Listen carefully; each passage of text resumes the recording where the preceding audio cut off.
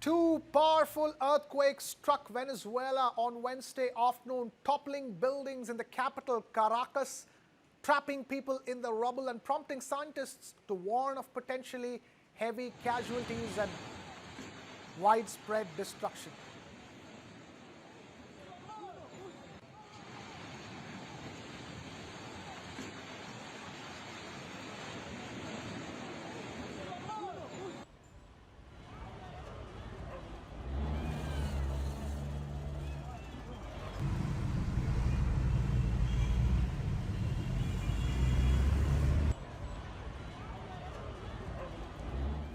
Venezuela's interim president, Delcy Rodriguez, announced that at least 32 people have been killed, while at least 700 are reportedly injured in the powerful quakes.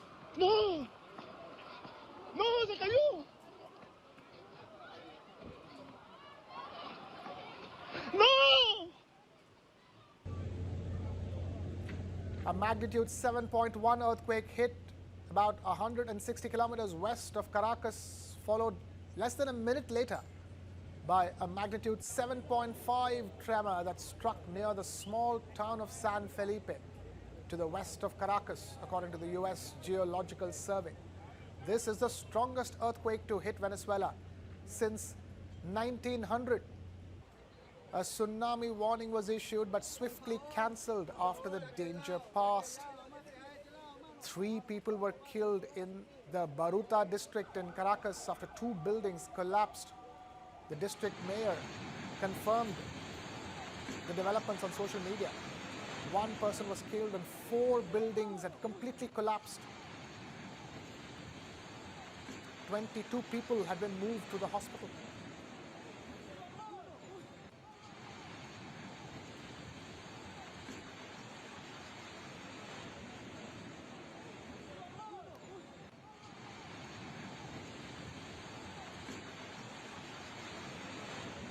US President Donald Trump said America was ready, willing and able to help in the disaster. Video footage showed emergency workers climbing through the ruins of a collapsed building in the capital as night fell, while distraught relatives sought help for loved ones believed to be trapped.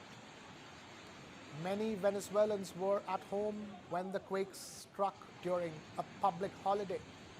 Fire trucks were seen on the streets of Caracas, where some buildings suffered significant facade damage. At Caracas's Hospital de Clínicas, staff were asked to double up on the night shift to help treat the injured. Venezuela's largest airport in Maiquetía on the coast north of Caracas was closed due to the damages. Classes were cancelled for the rest of the week as authorities began to take stock of the damage. Venezuela's oil infrastructure did not immediately appear to be affected by the tremors, as almost none of the cities with official reports of severe damage include critical oil infrastructure. Civil protection authorities near the large oil hub of Lake Maracaibo said there were no injuries reported over there.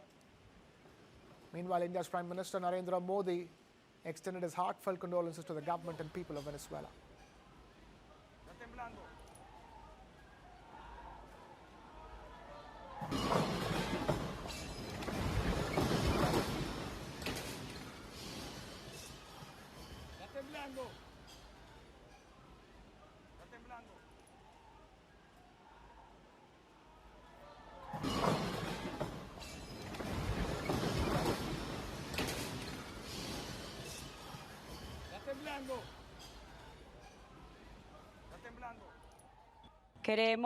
We want to report that today, at around 6 p.m., 2 consecutive earthquakes occurred, the first measuring 7.2 and then one measuring 7.5.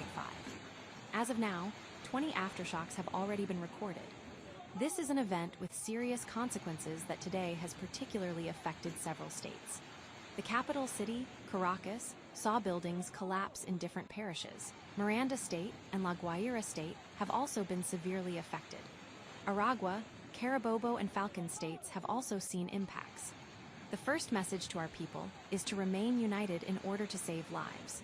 At this moment of great sensitivity for our population, and for those who unfortunately have suffered the loss of a family member, we extend our immediate condolences. Likewise, we want to ask for the utmost cooperation from the population.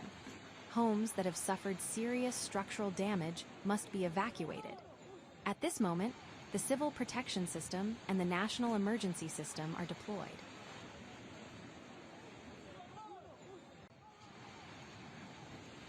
Kumar Rohella, seismologist, former scientist and head geophysics, Wadia Institute of Himalayan Geology, joining us. Thank you so much, Dr. Sushil Kumar Rohella, for being with us. We also have Dr. Rajesh Pal, geologist, also with us. Dr. Rajesh Pal, thank you so much for being with us. Dr. Rajesh Pal, from the visuals that you see on your screens, talk to us, is this, because Venezuela is seeing this level of an earthquake after 126 years? Yeah, it's really shocking to see these footages and the damages that we can see this. But it is very obvious when the earthquake happens at a very shallow depth, and that too with the intensity of like 7.2 and 7.5, two consecutive earthquake. We are bound to see this kind of damages. It's a rare event. It's a rare event, but is it, ominous signs of more such, going forward? Because we all know about the Pacific Ring of Fire, our countries and land masses that are, susceptible to earthquakes and tsunamis. Venezuela somehow doesn't feature in that. No, basically here in Venezuela, what happened is the tectonic plates involved are Caribbean plates, which is moving towards east, and the South Indian plate, the northern portion, which is basically a continental plate, which is moving towards west, and they were colliding. And in geology, we call it as strike slip movement, where those two plates are horizontally passing through this thing. So the earthquake is basically due to the collision or strike slip movement of these two plates, or transform fault, what we call in geology. So it's not in the part of Pacific Ring of Fire like Japan and all, and not India is also away from that. But yes, Venezuela is basically because of these two uh, plates moving to be parallel to each other. Will there be more such risks for Venezuela and nearby countries going forward? As we saw that the president was saying that they have already experienced 20 aftershocks. So aftershocks are always expected there. The unique thing, what I was saying, is rare about Venezuela is normally what happens is that the main earthquake is of higher magnitude and the aftershocks are of a lower magnitude. But in this case, the first earthquake that happened was almost at 22 kilometer, but the magnitude was 7.2. But within 39 seconds, we experienced another one, which was uh, greater than that in magnitude, which is 7.5 on the Richter scale. And in terms of intensity, it was almost 2.8 times more than the previous one. So that was rare. But after that, also, we are when the plates are getting adjusted, so you experience aftershock, and already like 20 aftershocks have been reported till now. Because I was asking this question because from what I understand, countries like Colombia, Caribbean, Netherlands, Curacao, and Aruba have also been affected because of this quake. Yeah, basically, when the earthquake happens, then the tremor is felt in the nearby cities. And moreover, like if you talk about the South Indian plate on which Venezuela is there, so it's not alone. Colombia and other countries are also the part of that plate which is colliding against the Caribbean plate. To have Dr. Sushil Kumar Rohella, seismologist, former scientist and head geophysics at Wadia Institute of Himalayan Geology, now with us. Thank you, Dr. Rohella, for taking time out to be with us. We were just chatting with Dr. Rajesh Pal, geologist, who's with us, and I was asking the question, and he was telling how unique this particular tragedy is because the first quake was 7.1 magnitude, and the second one, the so-called aftershock, was of a greater magnitude. Dr. Rohella.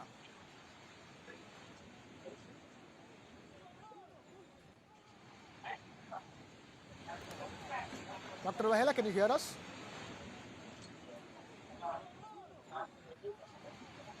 Right, we're just getting the line through to Dr. Sushil Kumar Rohela, even as we continue to bring you the latest on the Venezuela quakes, the twin quakes, at least 32 people dead, 700 injured. Dr. Rajesh Paul, in fact, there was a tsunami warning that was issued, and then soon it was withdrawn. So, is there a tsunami threat even now? And since it has already been withdrawn, so I don't think. So basically, what happens is that in the coastal region or in the areas very close to the sea, when this kind of earthquake happens, so it also generates the waves. What I think is that in this case, since the magnitude was the depth was shallow, and I think more of the shock was observed uh, in the land area, and it had not their effect on the sea area, and that is the reason perhaps the I think the tsunami alert was withdrawn. Can you also help us understand what exactly is possibly the specific fault line system that caused this chain sequence? So basically, what happens is like if you look at the globe, so you will find that there are land masses or continents. So and there are sea masses like Pacific, Atlantic, and Indian Oceans. So in geological term, all these land masses and the oceanic uh, oceans, they are placed on plates which are called tectonic plates, and the oceanic plates and uh, continental plates, they are in continuous motion.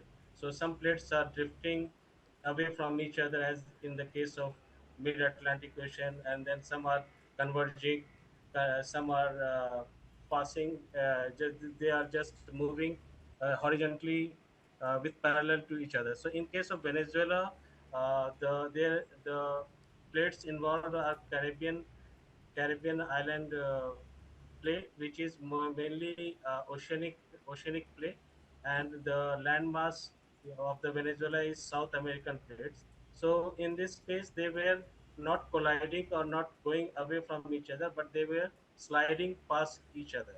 So what if you want to understand when any two surfaces pass horizontally collide against each other, like pass through each other. If both the surfaces are smooth, then there may not be any shock. But when these surfaces of oceanic plates and continental plates are not smooth, they are having a lot of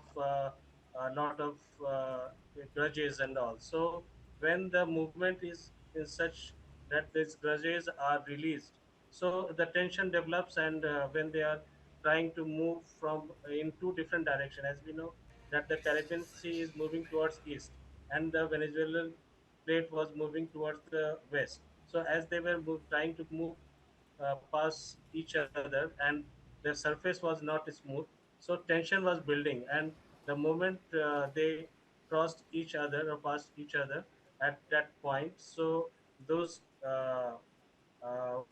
stress was released and as earthquakes. That is the main reason here.